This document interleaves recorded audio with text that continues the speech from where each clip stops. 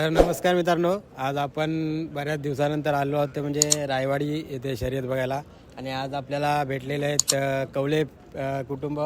तर मला सर्वजण विचारतात की तू बैलगाडी शर्यतीनं जातोस, एवढा व्हिडिओ करतोस, तुला काय एवढं मिळतं. तर सांगायचं आहे की आपल्याला पैशा स्वरूपात काही इन्कम नाही आहे, परंतु जे यांच्याकडून प्रेम मिळतं ते आपल्यासाठी खूप महत्त्वाचं आहे.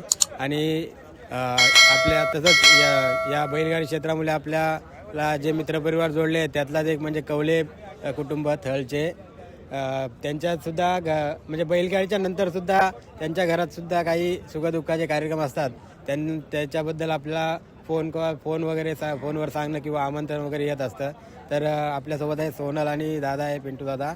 तर काय सांगशील सोनल आजच्या शर्यतीबद्दल? आणि म्हणजे जर 2 वर्ष झाली जरा आपली पण गाडी फॉर्ममध्ये नाही तरीसुद्धा आपण जिद्द सोडली नाही, तर काय सांगशील?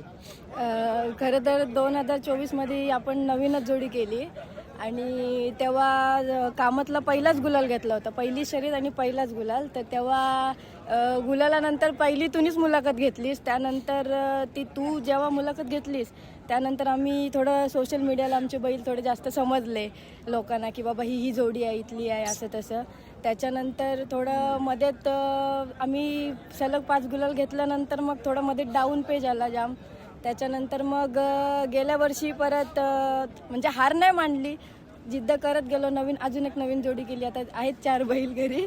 तर त्याच्यानंतर मग खरं तर असं सांगायचं आहे की गुलाल भेटल्यानंतर फायनलच्या गाड्यांची मुलाखत सर्वजण घेतात, पण गटाच्या गाड्यांची मुलाखत घ्यायला मागत नाही.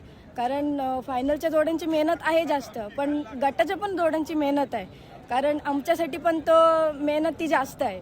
बोलायला गेलं तर फायनल सारखी मेहनतीमध्ये काही फरक नाही, कारण गटवाला पण तेवढेच मेहनत करतो. आणि भले खाणं घालण्यामध्ये कमी जास्त असेल, पण मेहनत ती फायनलची काय असो किंवा पहिल्या गाडीची फायनल मेहनत ती मेहनतच असते. आणि जशी फायनलवाल्यांना त्यांची मेहनत जास्त आहे तशी गटावाल्याला पण त्यांची मेहनत जास्त आहे.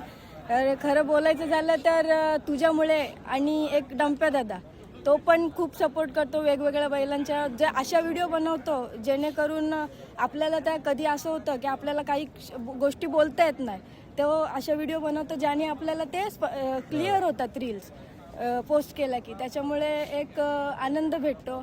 आणि दुसरं सांगायचं असं झालं म्हणजे माझं म्हणणं एवढंच आहे की तुम्ही फायनलवाल्यांच्या जशा मुलाखती घेता, त्यांना जशा गुलाल भेटल्यानंतर प्रोत्साहन द्यायचा, तसं तुम्ही गटाच्या गाड्यांना पण प्रोत्साहन दिलं पाहिजेत.